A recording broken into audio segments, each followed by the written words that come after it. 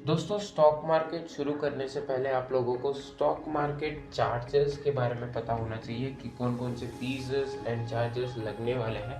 तो आज मैं आप लोगों को इसी के बारे में बताऊंगा, फीस और चार्जेस के बारे में। दोस्तों, ऑलमोस्ट मैंने सब कुछ इंक्लूड किया है एंड आपको डिटेल में बताया है, so make sure to watch this video till the end. और अभी तक अगर आपने चैनल को सब्सक्राइब नहीं किया है, make sure to subscribe and press the notification bell icon for latest updates. और अगर आपका कोई भी डाउट है इसके बाद भी, तो आप हमें कमेंट कर सकते हो, ठीक है। कमेंट्स में आपको रिप्लाई मिल जाएगा। ओके, सो लेट्स गो, शुरू करते हैं आज के इस इंटरेस्टिंग वीडियो को। और आज हम लोग डिस्कस करते हैं स्टॉक मार्केट के फीस एंड चार्जेस के बारे में। तो दोस्तों, स्टॉक मार्केट जर्नी शुरू करने के लिए आपके पास एक डीमैट अकाउंट होना चाहिए। ओके, सो पहले हम बात करेंगे डीमैट अकाउंट चार्जेस के बारे में। ओके, क्योंकि दोस्तों यहीं से जो है शुरू होता है हमारा वीडियो। ओके, यहीं से हम स्टार्टिंग से यही होता है पार्ट। ओके, तो हम पहले इसके बारे में डिस्कस कर लेते हैं। तो बेसिकली दोस्तों, डीमैट अकाउंट में दो तरह के चार्ज होते हैं। पहला होता है दोस्तों AMC annual maintenance charge and दूसरा होता है डीमैट अकाउंट ओपनिंग चार्ज। ठीक है, तो ये दो टाइप के चार्जेस लग सकते हैं। पहले हम डीमैट अकाउंट ओपनिंग चार्जेस के बारे में बात करें। तो दोस्तों, ये सबका अलग अलग है। कुछ ब्रोकर्स आपसे डीमैट अकाउंट ओपन करने का कोई भी चार्ज नहीं करते हैं, मतलब कि आप फ्री ऑफ कॉस्ट उनके साथ डीमैट अकाउंट ओपन कर सकते हैं। अब दोस्तों, ऐसे भी कुछ ब्रोकर्स मार्केट में अवेलेबल है जो कि आपको डीमैट अकाउंट ओपनिंग का चार्जेस लेते हैं। ओके, सो ये 300 से लेके 600 के आसपास होता है। ओके, सो आप ब्रोकर की ऑफिशियल वेबसाइट पे जाके चेक कर सकते हो जिनके साथ भी आपको डीमैट अकाउंट ओपन कराना है, उनके साथ कितना चार्ज है या वो फ्री में ओपन कर रहे हैं। ओके, और अगर आपको डिटेल वीडियो किसी ब्रोकर के ऊपर चाहिए कि कितना चार्ज लग रहा है, तो आप हमें कमेंट में बता सकते हो, जिससे मैं आपको उनकी वेबसाइट से रेफर करके इन्फॉर्मेशन दे दूँगा। ओके, अदरवाइज आप लोग भी सर्च कर सकते हैं।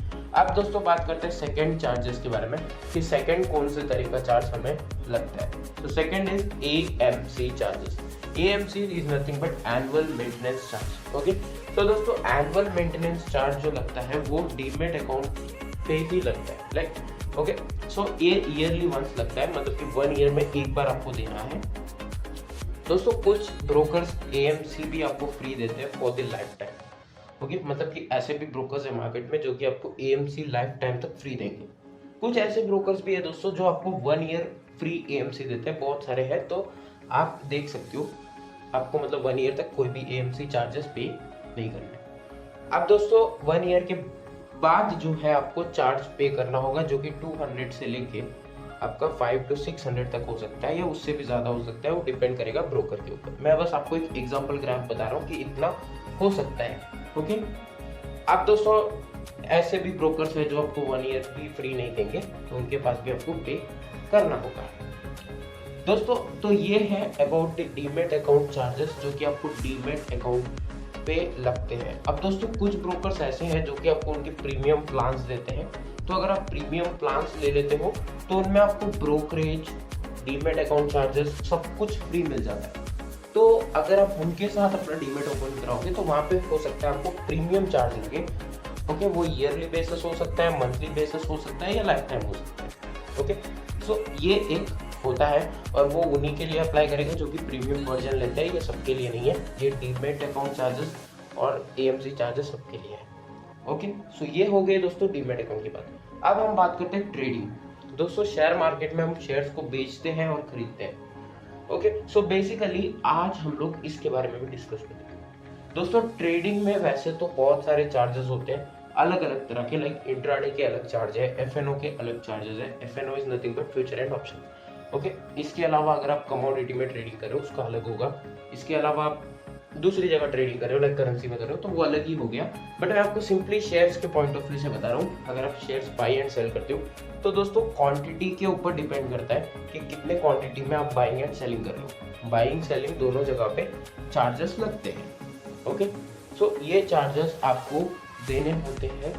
ओके, जब आप शेयर को खरीदते हो या बेच देते हो। ओके, और ये टोटली आपके कैपिटल के ऊपर डिपेंड करेगा कि आप कितना ज़्यादा बल्क क्वांटिटी में खरीद रहे हो। और ये आपको अगर देखना है तो जब आप खरीदते हो तो वहाँ पे मेंशन भी रहता है कि कितना चार्ज लगेगा, तो वो आप देख सकते हो। दोस्तों, इसके अलावा एक और चार्ज लगता है जब हम शेयर को बेच देते हैं। अब इस चीज़ को केयरफुली सुनना, बहुत काम की चीज़ है, ठीक है। इसको हम DP चार्ज कहते हैं। ओके, अगर फॉर एग्जांपल आज मैंने कोई कंपनी का डिलीवरी में शेयर ले लिया, ठीक है, और मैं कल उसको बेच देता हूँ या 10 दिन बाद बेच देता हूँ, तो मेरे पास एक चार्ज लगेगा जो कि शेयर मार्केट में लगता है, उसको हम डीपी चार्ज कहते हैं। ओके, सो जब हम शेयर को बेच देते हैं तब हमें डीपी चार्ज लगता है, जो कि 10 रुपीज से लेकर 20 रुपीज तक होता है, बट मेजोरिटी ब्रोकर्स के पास ये 20 रुपीज है। ओके, सो ये जो डीपी चार्ज होता है दोस्तों, ये जब हम शेयर को बेच देते हैं तब लगता है। अब इस कॉन्सेप्ट को ध्यान से सुनना, मेरे पास 2 शेयर है ए कंपनी के, 10 शेयर है बी कंपनी के और 30 शेयर है सी कंपनी के। लेट से मैं आज ए कंपनी के 2 शेयर बेच देता हूँ, ओके, और मैं 2 शेयर एक बार में नहीं बेचूंगा, पहले मैं 1 शेयर बेचूंगा और उसके बाद 1 शेयर बेचूंगा, बट दोनों आज ही बेचूंगा।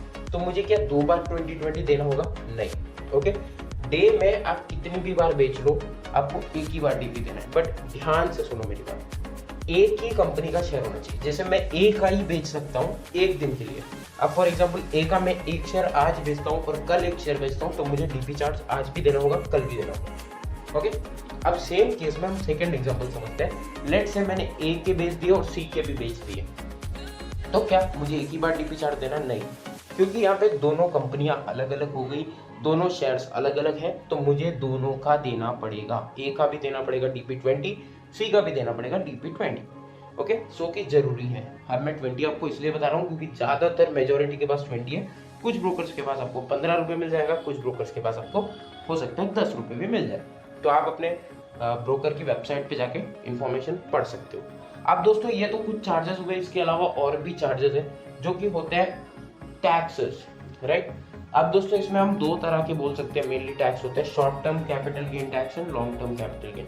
दोस्तों वैसे मैं आपको एक इन्फॉर्मेशन दे देता हूँ, वैसे मैं कोई चार्टर्ड अकाउंटेंट नहीं हूँ, बट आपको एक चार्टर्ड अकाउंटेंट से टैक्सेस के बारे में जानना चाहिए, वो आपको और ज़्यादा डीपली बताएगा। ये इन्फॉर्मेशन मैं जो भी बता रहा हूँ मेरे रिसर्च और मेरे नॉलेज के अकॉर्डिंग बता रहा हूँ, बट आप एक बार चार्टर्ड अकाउंटेंट से ज़रूर कॉन्टैक्ट कर लीजिए, या आप अपने फाइनेंशियल एडवाइजर से पूछ सकते हैं इसके बारे में।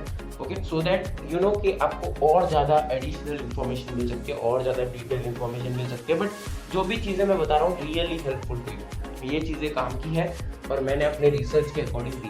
ओके, बट मैं आपको इसलिए बोल रहा हूँ चार्टर्ड अकाउंटेंट की, क्योंकि वो आपकी हेल्प कर सकते हैं, लाइक आपको और ज़्यादा डीपली बता सकते हैं। बट मेरा कॉन्सेप्ट आपको समझ में आया या नहीं वो भी आप कमेंट में बता सकते हो, जिससे मैं और भी ज़्यादा डीपली मैं भी आपको बता सकता हूँ। ओके, सो दोस्तों कैपिटल गेन टैक्स 2 टाइप के होते हैं, शॉर्ट एंड लॉन्ग। तो पहले हम जान लेते हैं शॉर्ट टर्म। तो दोस्तों 1 ईयर से पहले जो चीज़ होती है उसको हम शॉर्ट कहते हैं, एंड 1 ईयर से जो ज़्यादा होती है वो हम लॉन्ग कहते हैं। Okay, share market point of view से मैं आपको एक एग्जांपल से समझाता हूँ। लेट्स से दोस्तों मैंने ए कंपनी के 3 शेयर लिए हैं और बी कंपनी के 20 शेयर लिए हैं। ओके, अब दोस्तों ए कंपनी के 3 शेयर जो है वो मैं 1 साल नहीं 11 मंथ्स में बेच देता हूँ या 10 मंथ्स में बेच देता हूँ, तो मुझे 15% short term capital gain tax देना होगा। ओके, 15%, ओके, जो कि मेरा वैल्यू है उस पर। ओके, मतलब कि आप शेयर बेचो और 15% जितना भी आपको प्रॉफिट है वो दे दो, राइट, दैट्स इट। तो ये यहाँ पे शॉर्ट टर्म कैपिटल की बात ही खत्म हो गई, क्योंकि हमने 1 साल से पहले बेच दिया तो वो हमें देना है। ओके, और वो हमें देना ही पड़ेगा। ओके, उसका कोई मतलब मेथड नहीं है। तो आप सिंपली समझो कि अगर आप 1 साल से पहले बेच देते हो आपको short term capital gain tax देना ही पड़ेगा, राइट। अब दूसरा लॉन्ग टर्म की बात करते हैं। लेट्स से मैंने बी के शेयर 1 साल 2 महीने बाद, मतलब कि 14 मंथ्स में, या 1 साल 2 साल 3 साल बाद बेच दिया, तो उस टाइम पे मेरा जो है long term capital gain tax apply होता है। अब दोस्तों nothing but long term capital gain tax क्या होता है उसके बारे में मैं आपको थोड़ा सा बता देता हूँ। बेसिकली दोस्तों ये 10% लगता है, और दोस्तों 1 लाख अगर आपका प्रॉफिट है तो 1 लाख पे कुछ भी नहीं लगेगा। ओके, 1 लाख से ऊपर जो अमाउंट है उस पर लगेगा। लेट से आप बेच लो और आपका टोटल 2 लाख हो रहा है, ओके, एग्जाम्पल के लिए, तो आपको 1 लाख पे तो कुछ भी नहीं देना है, और 1 लाख जो आपको ऊपर है उस पर आपको 10% देना है। ओके, कैपिटल गेन टैक्स, क्योंकि कैपिटल गेन टैक्स में आपको 1 लाख से नीचे वालों को नहीं देना। लेट्स से आपका प्रॉफिट 80,000 ही और कम है, तो उस पर आप जो है मतलब नहीं दोगे, लाइक आपको फ्री मिल जाता है, राइट। तो ऐसे जो है होते हैं दोस्तों, और ये है दोस्तों कुछ फीसेस एंड चार्जेस। बाकी इंट्राडे वगैरह करोगे तो उसके लिए भी अलग अलग चार्जेस होते हैं। ओके, सो उस पर भी अगर आप डिटेल में वीडियो चाहते हो तो आप कमेंट कर सकते हो। वैसे मैंने अपने नॉलेज के अकॉर्डिंग सारा कुछ समझाया है, बाकी आप अपनी तरफ से भी रिसर्च ज़रूर करना। एंड और भी ऐसे इंटरेस्टिंग वीडियोस के लिए आप सब्सक्राइब करके हमें रिवॉर्ड दे सकते हो। मिलते हैं फिर किसी नए वीडियो के साथ। तब तक के लिए bye bye, take care, tata. सावधान।